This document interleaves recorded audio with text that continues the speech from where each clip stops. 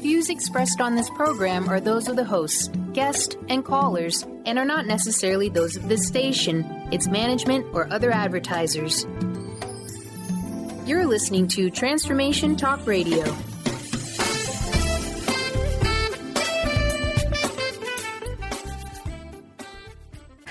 Moms, are you ready to become enlightened, empowered, and stress-free? Well, get ready because you are about to tune into vibrant, powerful moms helping everyday women create an extraordinary life with Debbie Pokornik. Each week, Debbie discusses topics to help you become self-aware, inspired, and on track to create the life you crave. It's time to stop settling and start thriving. And it all begins now on Transformation Talk Radio.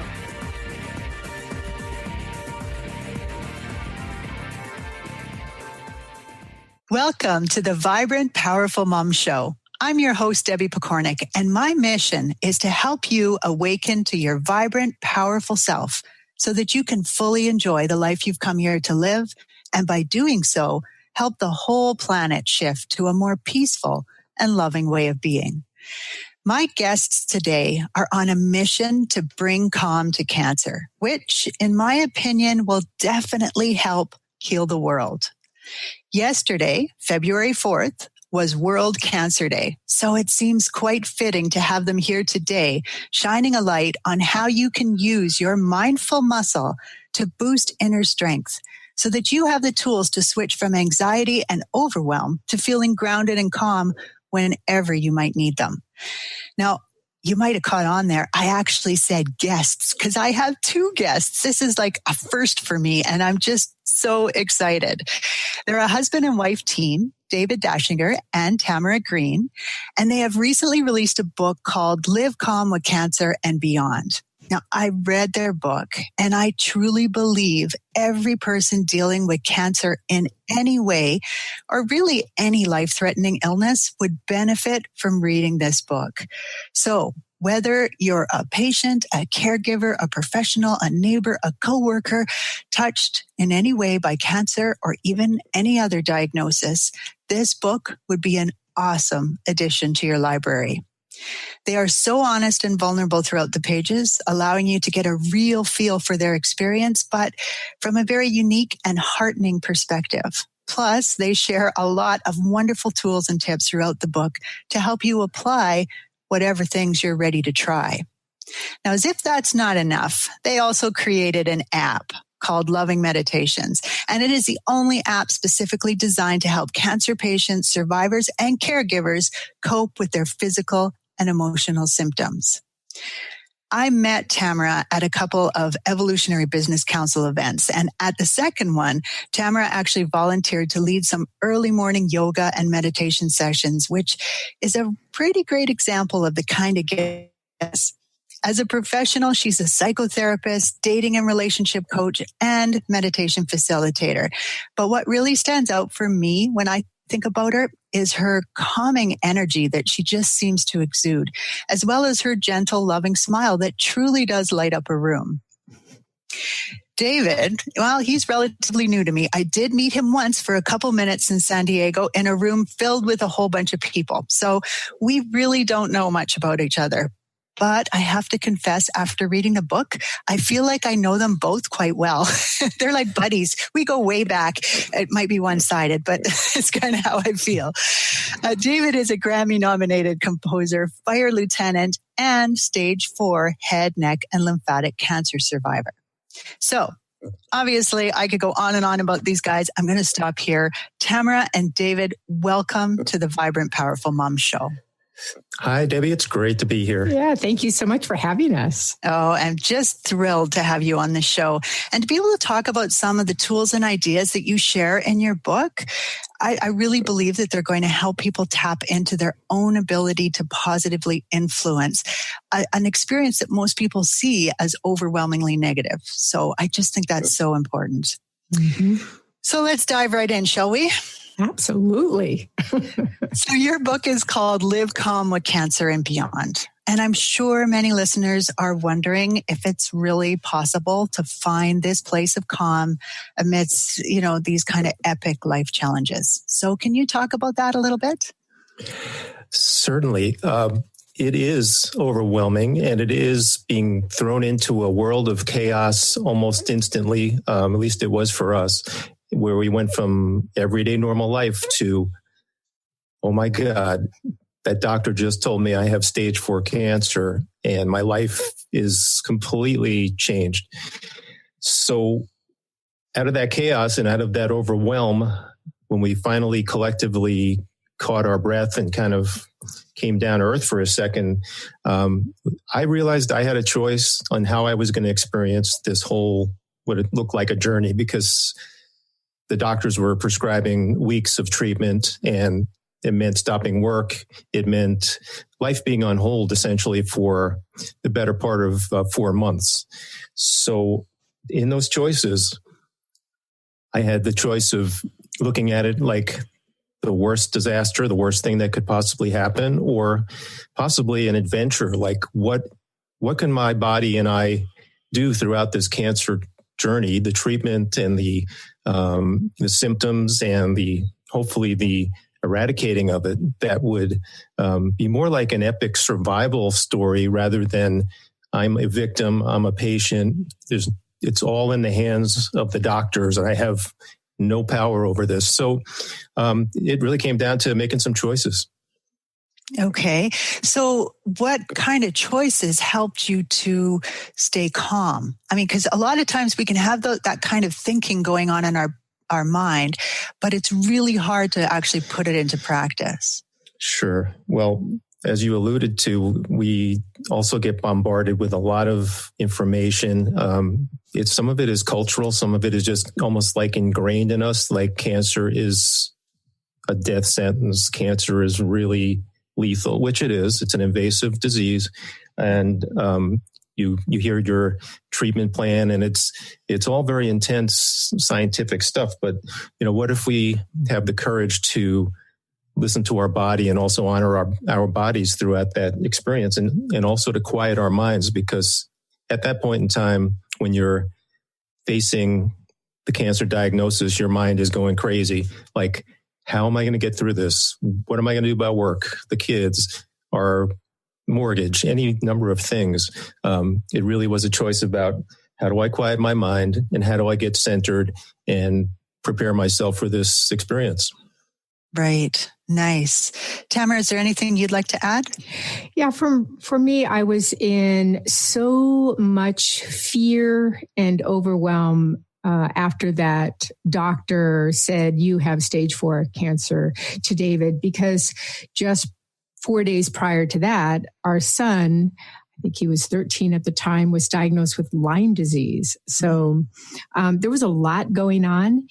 And I've been meditating, both David and I had been meditating for years, but I had been meditating for quite a number of years. And when I got hit as, oh my goodness, I'm the caregiver, not only to my husband who's very sick, but also to our son who is very sick. And there's no one else in the house. Our daughter was already, out of state in college. So it's just me kind of holding down the fort for everything. Yikes. So I really did go into a lot of fear and had a few sleepless nights until I realized, hey, wait a minute, what am I doing?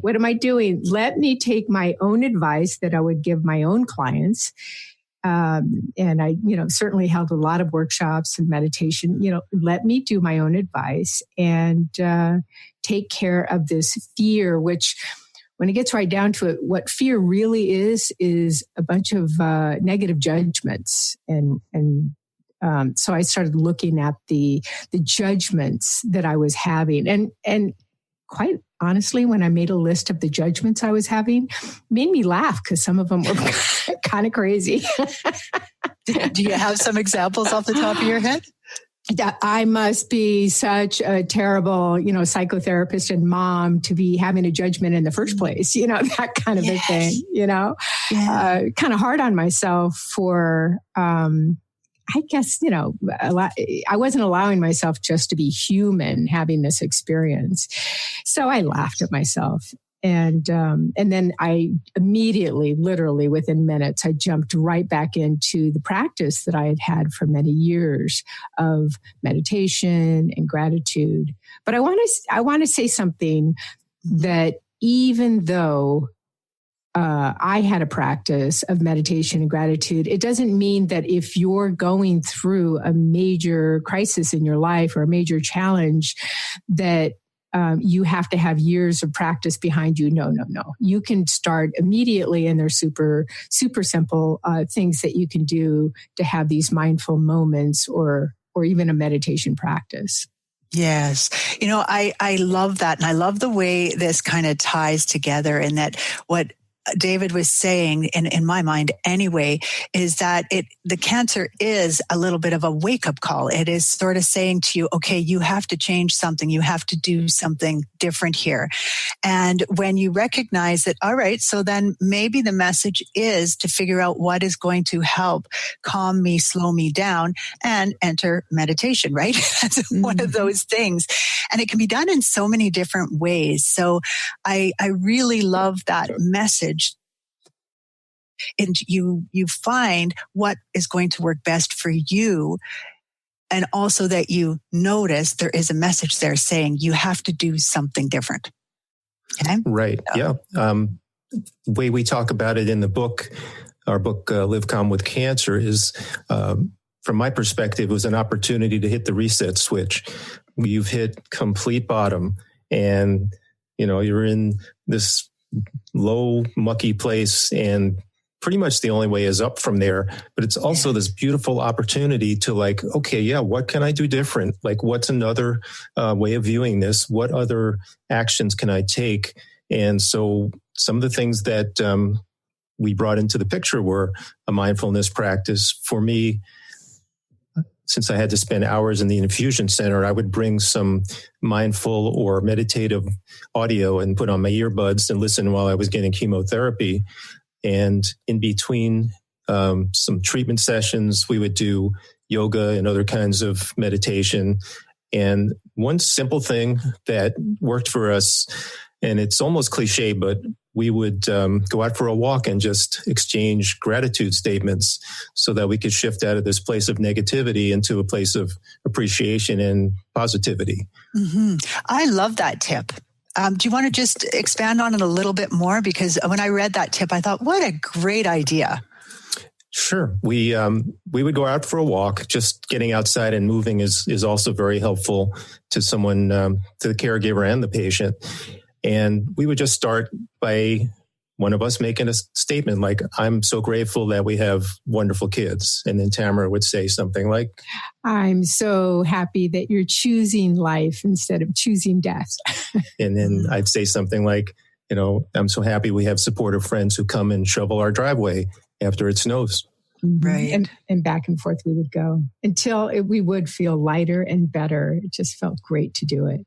Nice. And it feels to me like the permission was there to be grateful for the smallest thing. I'm so grateful I can walk today. Absolutely. Yes. Yeah. And some of these things don't have to be done out loud or with another person. They can easily be done internally by yourself. Nice. So in the description that we gave for today's show, we talked about sharing a breath technique that will have you blissed out pronto. Can we do that right now? Absolutely. And if anybody's listening while they're driving, please pull over.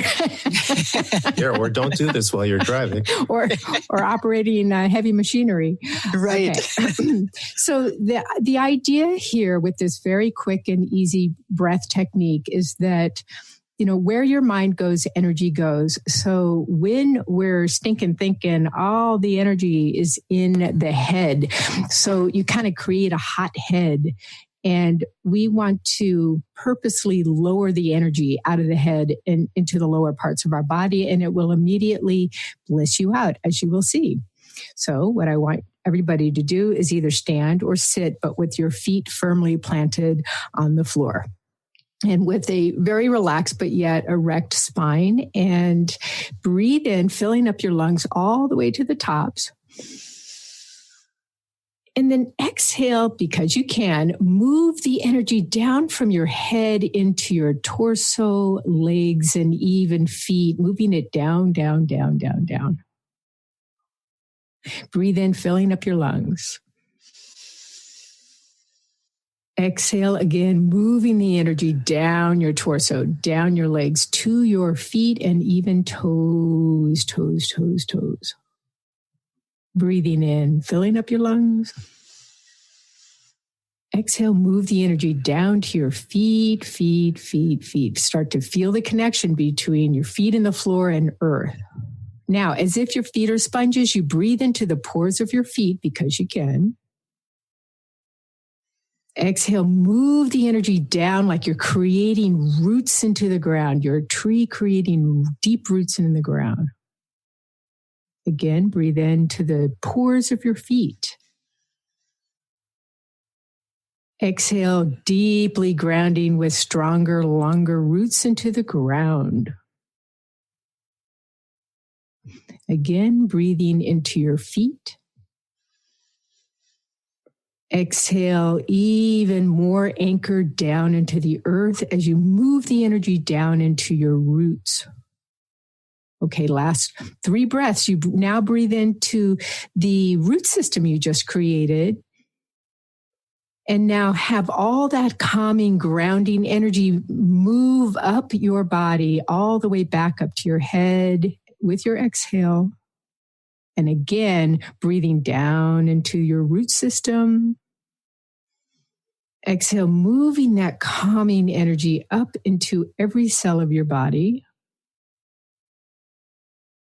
And last breath, down into the root system. Exhale and have every cell be washed with this calming, very grounded energy. And Debbie, how do you feel? Oh, beautiful. I had to be a little bit careful because my mic is super sensitive. And if I, really exhaled, that's all you guys would hear. But even that actually was nice because I was then paying attention, feeling the energy go down because there would be no noise on my mic if the air went down through my body the way you suggested. Beautiful. Very nice. Yeah, I loved it. And, I loved how you guys shared so many of these kinds of processes throughout the book. And then how the app actually takes it a step further and provides pictures and music, of course, along with Tamara's voice guiding us through the meditation. So really, all a person has to do is open up the app, stick in their earbuds, and away they go into that healing zone. So very, very beautiful. And I'm going to put this in here now because sometimes I have trouble getting to it and it's so important. David and Tamara have a free mindful breath meditation as a gift for you, which you can pick up from their lovingmeditations.com website. So that's lovingmeditations.com/free. And you can pick that up from there, but also you can get this app, and we'll talk about the app a bit more in a few minutes. And you can listen to all the wonderful meditations on there as well. So lots of great resources here. Now, time is just zooming along. So, David, as your journey unfolds in the book, you share a lot of little insights, like a new appreciation for your body and how well it worked prior to cancer. Can you talk a bit about this and what it taught you? Absolutely. I joke that I was the poster child for good health at the fire department where I work, and just in general, because I was always keeping myself fit, eating good food. Mm-hmm. And so it felt like a failure. Initially, it felt like a failure to have to tell these guys that I work with, I've got this stage 4 cancer and I'm not going to be coming to work for months. And that gave me an opportunity to look at it a little different. Like it's not, yes, my track record was snapped, but it's how you get up from something like that. How do you reinvent yourself from something like that really defines you? It's not the fact that you failed or you showed up, one day and your winning streak was over. And so it brought me on a sort of a side journey on examining limiting beliefs and how those affect my life and the outcome of cancer treatment, in that we are really only as limited as what we're willing to buy into. Example of something we mentioned in the book real quick is the mile. They could not break the 4-minute barrier for running the mile. And it was believed that it was physically impossible to do it. Right. But Roger Bannister wasn't buying into that limiting belief, and he did what he had to do, and one day ran the mile and broke it by a few fractions of a second, because he was not subscribing to that belief. So we talk about that kind of stuff in the book, and it's, the cancer journey. That's one of many things that was an opportunity to examine and to kind of make a growth experiment. Nice. I think that is so important, because our beliefs truly do make up our reality, but we make up our beliefs. So it's so important that we stop and really, really look at them. Excuse me. And really look at them and notice which ones are holding us back and how they're holding us back and how they're hurting us. So I love that you shared that. And I also wanted to mention too, how you said that it felt like a failure. And I think that is such a common response to something like this. Even for you, Tamara, you can feel like, I have failed my family. And for yourself, David, I look after myself. I'm healthy, I'm fit, and now I have failed. And that's us taking it personally, right? That's our ego saying, what? How can this happen to me? So I love that you shared that, because I really do think that holds a lot of people back and creates a lot of challenges for them. So let's shift gears here. I want to talk just for a few minutes about the caregiver, Tamara. How did you make time for you, or how do you guide other people to look after themselves? Yeah, a great tip is to make it a priority to set time every single day. I suggest at least 15 minutes just for you, whether it's a lingering bath or taking yourself out to get your nails done or talking to a friend on the phone. Fortunately, David was so supportive of me taking care of myself so that I could then turn around and take care of my guys. So he was completely supportive of me, not stopping any of my yoga practices and all the things that I have done for self-care. If you make it a priority, put it in your calendar, it will make a huge, huge difference. Nice.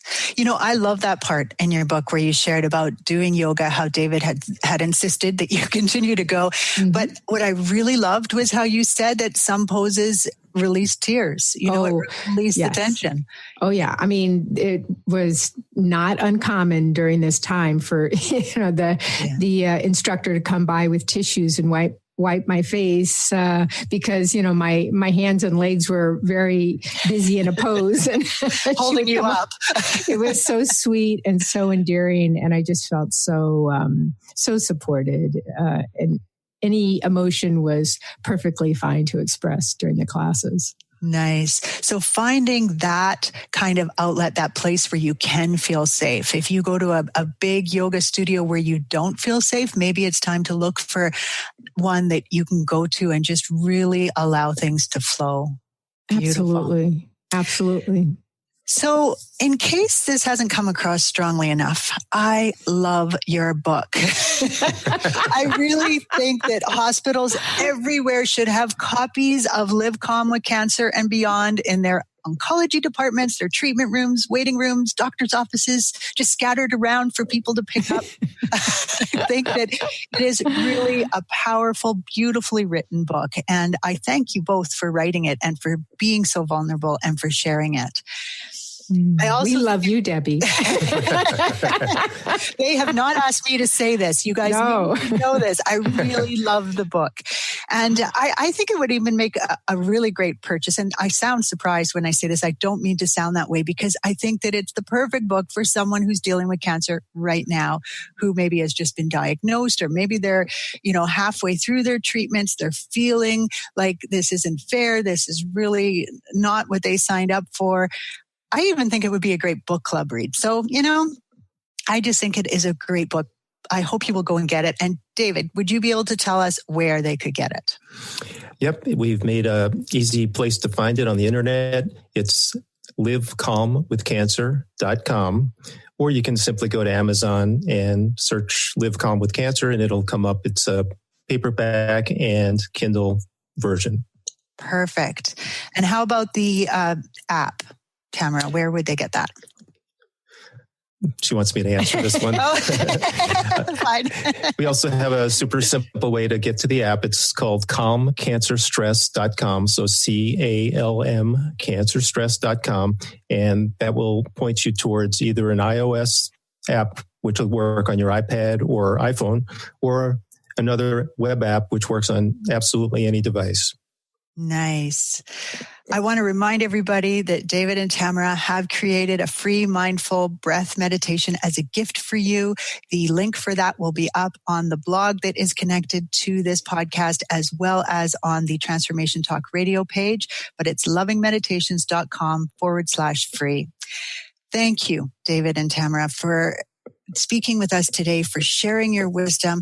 I think what you're doing is so important to all of us. I think so many people are hurting right now because of diagnoses like cancer. And so I just love that you guys have done this and provided such an excellent resource for all of us, not just the people dealing with cancer at the moment. So thank you to everyone who tuned into our show today and or listened to it as a podcast later. I so appreciate you and hope you will share today's show with everyone you know who might be struggling with their health journey. With much respect for you and the journey you are on, this is Debbie Pokornik and her guests, David Dashinger and Tamara Green, wishing you a vibrant and powerful day. You've been listening to Vibrant, Powerful Moms with host Debbie Pokornik. If you've enjoyed this show, please give us a shout out and leave us a positive review. To find out more about Debbie and her sisterhood of Vibrant, Powerful Moms, visit empoweringenergy.com. That's empowering with letters NRG.com.